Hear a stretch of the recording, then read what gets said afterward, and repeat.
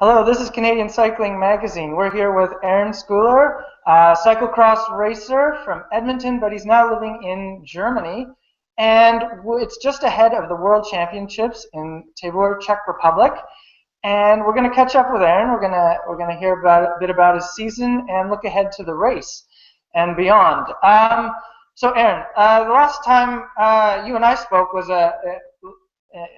in person was around nationals where you came fourth, and Yeah. then after that you had a bit of time in Canada, but it was back to Europe. Why don't you tell us a bit about the racing you've been doing in Europe? Yeah, so where I'm based is in southern Germany.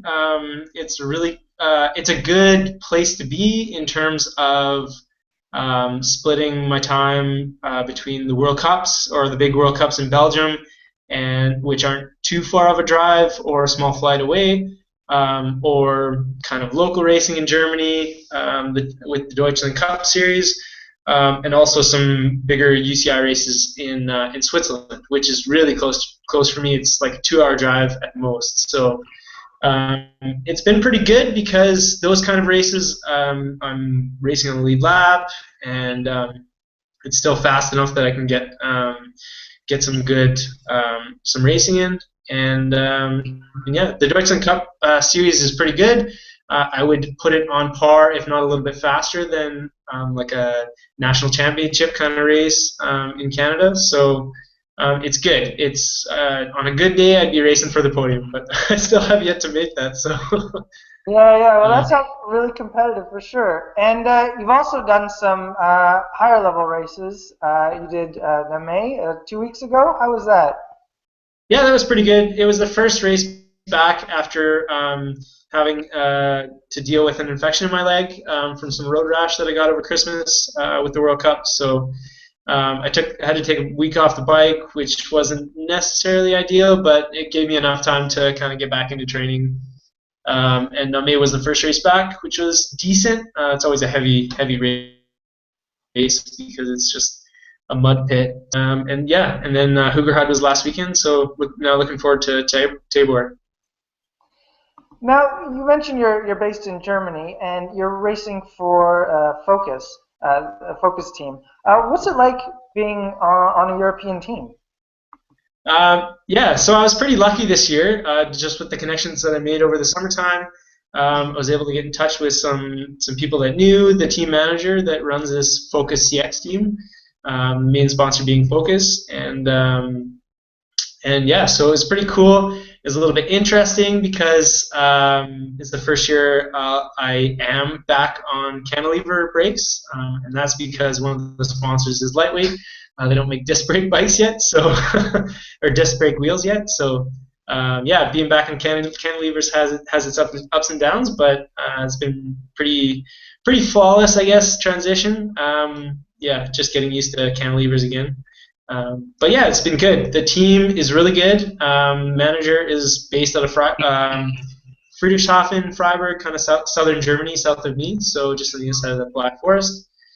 Yeah, it's been really good. If I need to get to any of the races, I kind of take a small train, maybe an hour or two, to get to where the team picks me up, and then we drive in the team bus to all the races. So they take care of everything. They come with the mechanics and everything, and most of my team bikes just stay in the bus. Right now, I have both of them in the team bus. I just have a third bike at home that I use for training and stuff like that. So yeah, it's pretty pro style setup, and at most of the big races, they come with the soigneur and everything. So it feels pretty professional. We even after Christmas, or not after Christmas, after nationals, after I came back. We took some time and actually flew to Mallorca for a small training camp for about a week and a half, which was pretty exciting. So just the whole feel of that, just to go to some warm weather and do some rides without the leg warmers on was pretty cool. So That definitely sounds really good for sure. Now, this weekend is Worlds in the Czech Republic. What can you tell us about the course? You've seen a few previews online and stuff. This is your first time there, I believe, yes? yeah, I've never been to Tabor before. I'm just going off of what I've seen from some previews. Mike Garrigan and Helen Wyman just did a preview today of the course when they were riding, and it seems like there's a little bit of snow on the ground. It seems a little bit cold, but it doesn't seem too wet so far.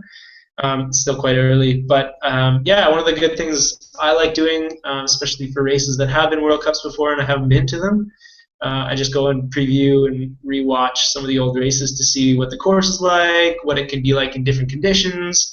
The last time World Championships was in Tabor was when Zdeněk Tabor won, and yeah, it was snowy, just below zero, kind of wet and snowy, and yeah, it was pretty interesting. So it's cool to see some of the corners that they typically have in that race, and how everyone races it and stuff like that.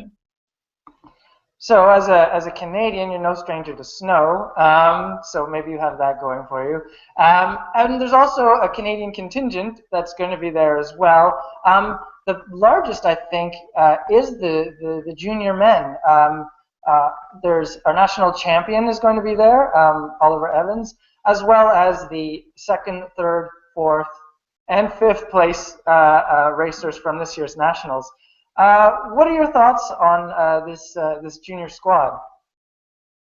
It's really cool to see so many juniors kind of come up through the ranks. There's even one guy, I can't remember his name at this point, but one guy from Edmonton that I looked at him without cycling gear on, and I didn't even know who he was. Right.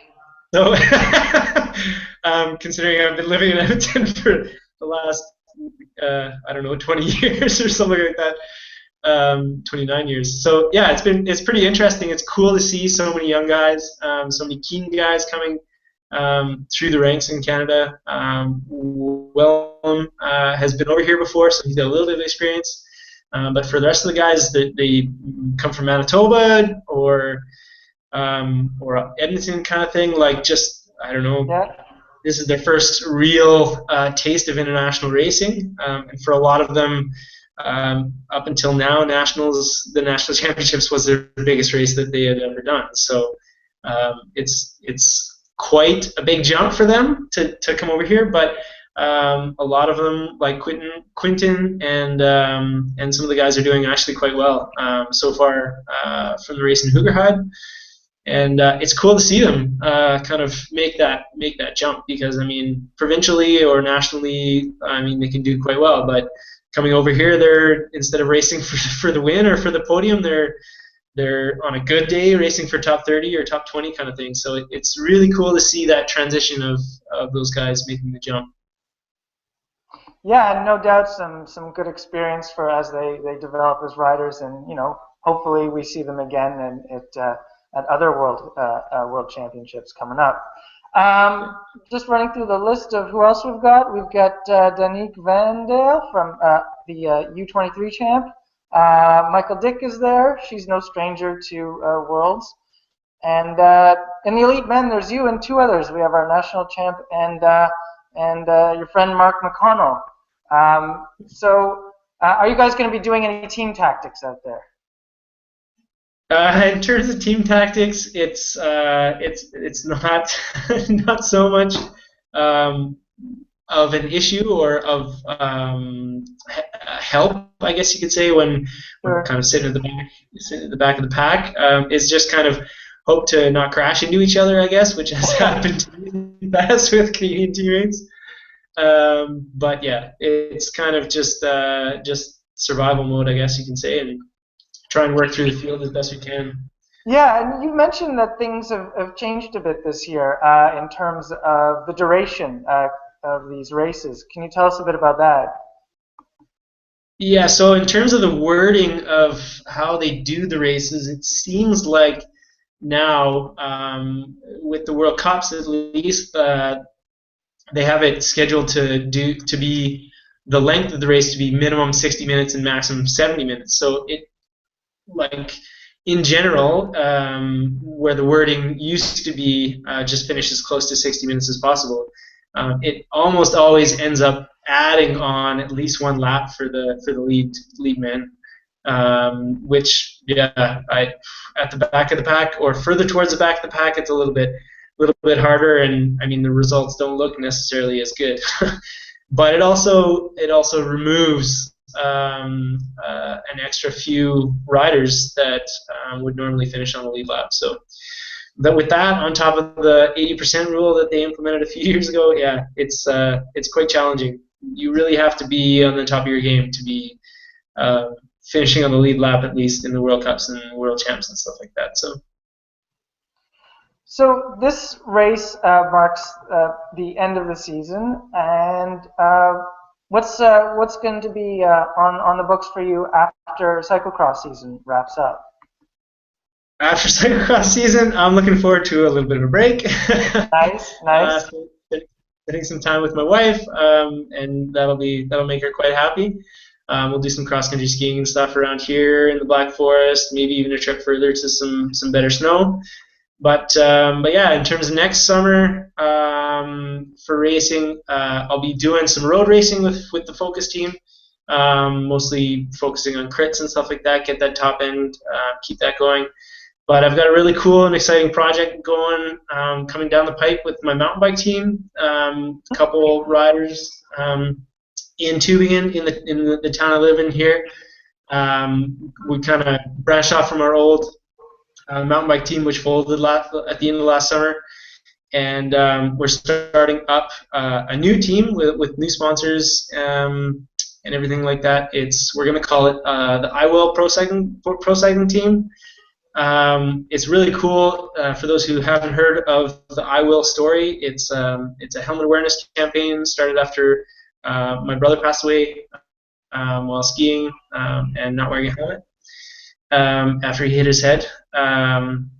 Yeah, so I will, meaning I will wear my helmet, kind of just started from there. Helmet awareness and brain injury awareness kind of campaign. So it's pretty cool. More details will be following. I'm a little bit busy contacting sponsors and stuff like that right now, but everything's on hold basically until after this weekend. So. And which is understandable. It's going to be a busy weekend. But no, that sounds like a really interesting project. And yeah, do keep us posted on that. And also, thanks for taking this time out in your work and prep towards Worlds. Good luck this weekend. And yeah, it's good talking to you. Thanks, Matthew.